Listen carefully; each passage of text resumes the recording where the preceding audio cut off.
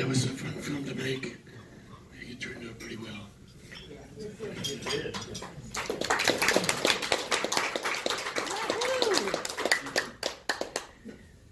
You know, it's pretty amazing. This book is still in print.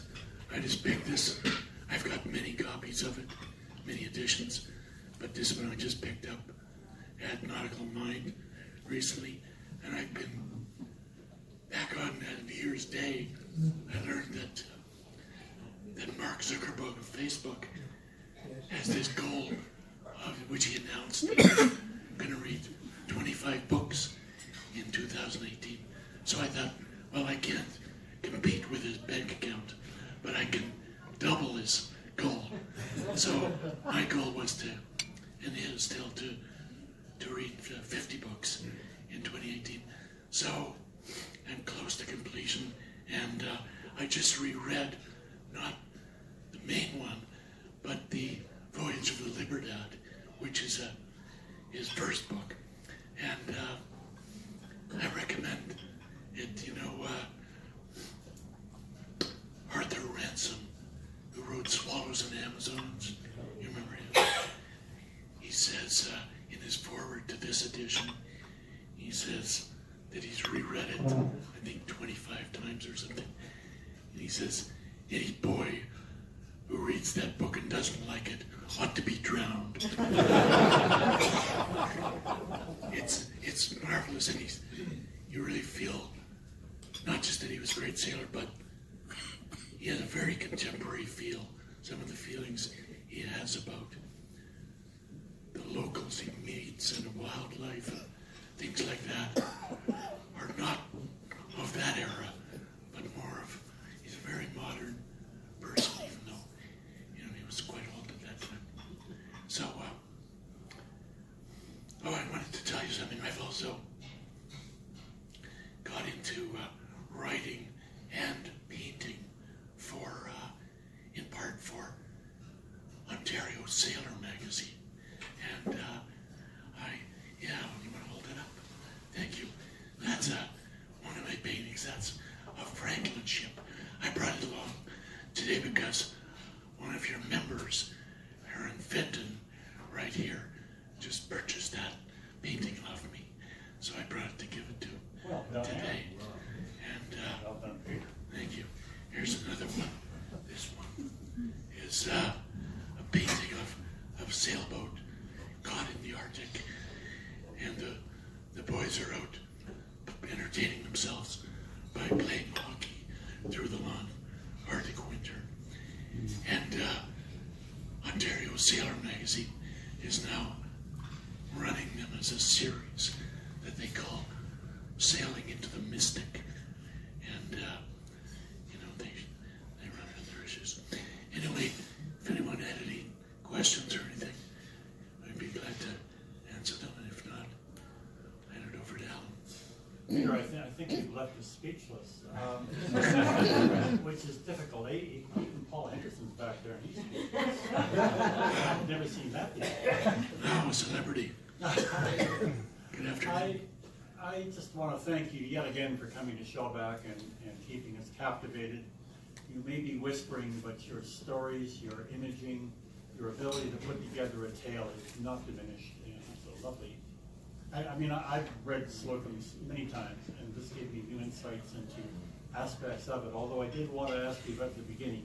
What about the thumbtacks, and you didn't let me down about the thumbtacks. Anyhow, Peter, this is your 4th time to Shellback. I hope there'll be many more because you're always entertaining.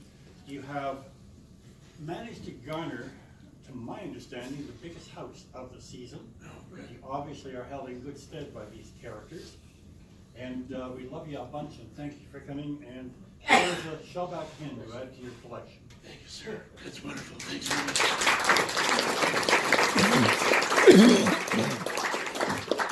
Shellbacks, that's Skipper. yes, I thought As you know, I knew he couldn't I say would something come for and too long. I apologize for being late, but I was at a meeting and I had to go home to get something that reminded us of some people.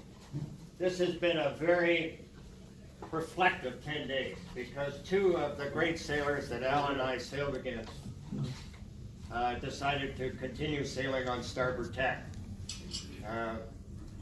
Stu Walker and Alfie Jenkins. Alfie showed up at my house about 6 months ago with all these old clippings, which went back to the 40s when we were junior sailors. Al and I came from Queen City, and Alfie and Timmy Barber came from Nationals, and we sailed the Sabbats, which were the forerunner of the Opti. And we would sail in the mooring grounds of the old National Yacht Club, which, if you remember, was on the east end of the slip. Yeah. And Timmy Barber's father, and Alfie Jenkins' father, and Tommy Turrell with one arm, and Big Babington would sit there in their chairs and yell at us as we sailed. But the best thing that happened was that Alf Jenkins, and Paulie the plumber were picked to represent Canada in the Emerson Trophy. And this is the Emerson Trophy, which we won against Stu Walker and the Annapolis Yacht Club people in Oakville. And as I read through this, I remember how that great race, I had a very devious crew by the name of Skip Lennox. He also grew up on Toronto Island with Al Ray and myself. And we noticed that the Americans, because I had a dinghy that pointed, a 14-foot dinghy that pointed very high, and they would try and point as high as we did. And in one of the races, we were first. The Americans were second and third. I think Alf were fourth. Americans fifth, and the last Canadian was sixth. So we would lose if that happened.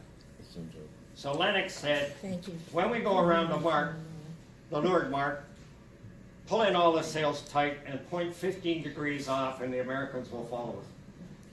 And that's exactly what happened. And Al Ray and Alf Jenkins came around the mark, pointed properly, and won the race, and we won the Emerson. Great teamwork. And Alfie Jenkins was a hell of a good sailor and a great gentleman. Thank you.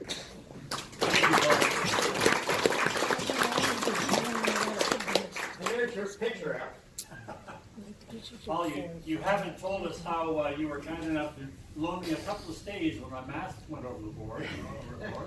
Another story we'll save for another time. Well, in those days, nobody had any money, so we helped each other. We did.